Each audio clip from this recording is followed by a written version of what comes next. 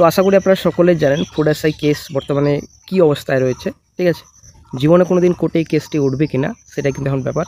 তো অনেকেই কিন্তু এই বিষয়ে অপেক্ষায় রয়েছেন এবং অনেকেই কিন্তু এই বিষয়ে চিন্তিত যে কবে ফুড এসআই কেস কোর্টে উঠবে, এবং অনেকের কিন্তু এক্সামিনেশন ভালো হয়েছে, ঠিক আছে। তো জানি না কার কীরকম এক্সাম হয়েছে, ঠিক আছে। তবে এক্সামিনেশন অনেকেরই কিন্তু ভালো হয়েছে এবং অনেকেই কিন্তু দুর্নীতি করে কিন্তু অনেকে এক্সামিনেশন দিয়েছে, ঠিক আছে, টাকা দিয়ে এবং মোবাইলে SMS কিংবা আদার্স সোর্সের মাধ্যমে কিন্তু এক্সামিনেশন কিন্তু দিয়েছে এবং অনেকেরই কিন্তু এক্সামিনেশন ভালো হতে পারে, ঠিক আছে। এই হচ্ছে একটা অনেকেরই আশা। তো ফুড এসআই কোর্টে কেস হয়ে গেছে 2024 সালে। তো এখানে ফার্স্ট হিয়ারিং ডেট রয়েছে 18 এপ্রিল এবং নেক্সট হিয়ারিং ডেট রয়েছে 9 জুন 2025, ঠিক আছে। 8 তারিখ ছিল, এটা সানডে ছিল, নেক্সটে কিন্তু 9 জুন করা হয়েছে। তো কেসটি কিন্তু কোনো রকম অগ্রগতি নেই, এসআর ম্যাটার্সে কেসটিকে রাখা হয়েছে, কোনো কিছু কিন্তু অগ্রগতি নেই। তো যারা কেস করেছেন তাদের সঙ্গে কথাবার্তা বলে যা বোঝা যাচ্ছে বর্তমানে, তো ক্লিয়ার কাট কথা বোঝা যাচ্ছে বর্তমানে। তো ভিডিওটি সম্পূর্ণ দেখুন, আশা করি সমস্ত তথ্য আপনারা এই ভিডিওতে পাবেন। অবশ্যই চ্যানেলের পাশে থাকুন, চ্যানেলটিকে সাবস্ক্রাইব করে দেবেন। দেখতে পাচ্ছেন এই যে কেসের হিয়ারিং ডেট এবং এখানে purpose of hearing new motion then আপনাদের টু বি মেনশন ছিল। এসআর ম্যাটার্স থেকে নেক্সটে রয়েছে, তো বর্তমানে এখন এসআর ম্যাটার্সে কেসটি রয়েছে। তো এখানে business on date hearing date রয়েছে। এই যে হিয়ারিং ডেটের কথা আমি বলছি, যা হয়েছিল কিন্তু পুজোর আগে হিয়ারিং হয়েছিল, তারপরে কিন্তু কোনোরকম আর কোর্টে উঠেনি কেসটি, ফুড এসআই কেসটি, ঠিক আছে। এই যে বন্ধুরা অনেক দিন ধরে এখন ঝুলে রয়েছে, বছরখানে কিন্তু উপর হলো, ওরকম কিন্তু বড়সড় আপডেট নেই। এবার কেস যদি কোর্টে উঠে তবে না একটা গুরুত্বপূর্ণ আপডেট পাওয়া যাবে, কোর্টে কিন্তু কেসটি উঠছেই না, এই হচ্ছে ব্যাপার।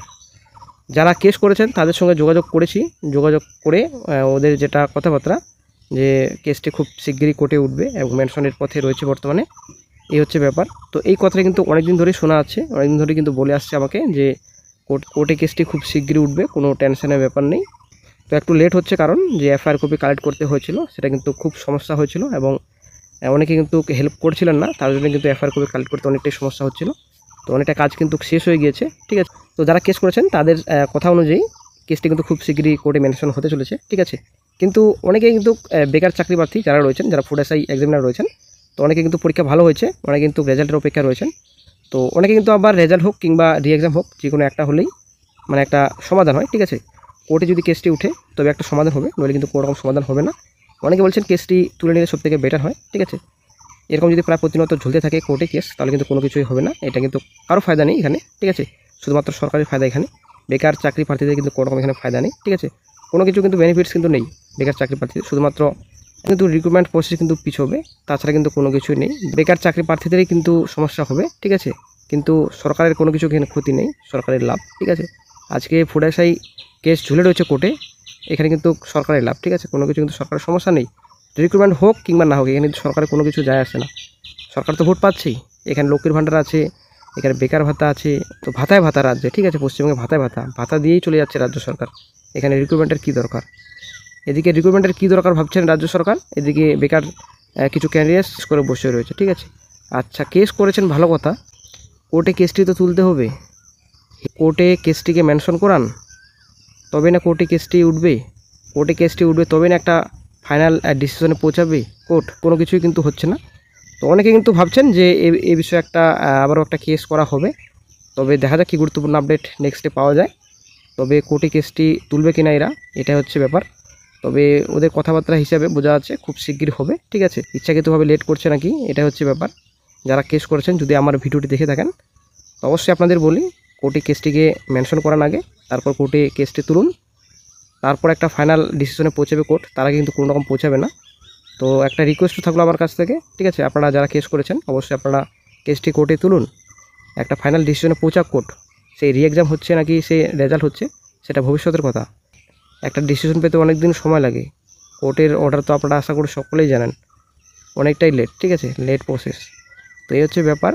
তো অবশ্যই যারা কেস করেছেন আপনারা কেসটিকে মেনশন করার আগে তারপর কোর্টে কেসটি উঠবে, তারপর একটা গুরুত্বপূর্ণ আপডেট পাওয়া যাবে। এরকমভাবে আর কতদিন চলবে, বেকার চাকরি প্রার্থীদের এমনিতেই অবস্থা খারাপ, আর এদিকে আপনারা কেস করে বসে রয়েছেন। কেস করে বসে রয়েছেন ঠিক কথা, কিন্তু ব্যাপারটা হচ্ছে কোর্টে কেসটিকে আপনারা তো তুলতে হবে। এরকম যদি বসে থাকেন চুপচাপ, কোনো কিছু তো হবে না। তো যাই হোক, এখানে অনেকেই দুর্নীতি করে পরীক্ষা দিয়েছে, এটা কিন্তু অনেকটাই ঠিক, ঠিক আছে। অনেকে কিন্তু দুর্নীতি করে পরীক্ষা দিয়েছে এবং পরীক্ষা হয়তো ভালোই হয়েছে।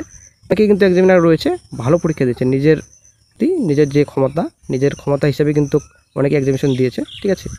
তো ফুড এসআই অনেকটাই জলঘোলা, এটা আগে থেকে আমরা জানি, কারণ 2018 সালের রিক্রুটমেন্ট যেটা ছিল প্রসেসে প্রচুর জলঘোলা ছিল। তো এখন এবারও হয়তো অনেকটাই জলঘোলা প্রসেস। তো অবশ্যই বন্ধুরা কোর্টে লড়তে হলে কোর্টে কেসটিকে তুলতে হবে আগে, তারপরে গুরুত্বপূর্ণ আপডেট পাওয়া যাবে। তো বন্ধুরা আমার কেন জানি মনে হচ্ছে যে যারা কেস করেছেন ফুড এসআই অ্যাকচুয়ালি হয়তো ওরা ভাবছে যে এই যে রিসেন্ট 26,000 চাকরি বাতিল হলো, টোটালি 26,000 প্যানেলটা কিন্তু বাতিল করা হয়েছে, আশা করি আপনারা জানেন। যেমন আপনাদের বাতিল হয়েছে 26,000 প্যানেল, তো হয়তো এই ফুড এসআই যে পরীক্ষা হলো রিসেন্ট, হয়তো ফুড এসআই পরীক্ষাও বাতিল হবে, ওই আশায় কিন্তু ওরা কিন্তু কেস করে বসে রয়েছে।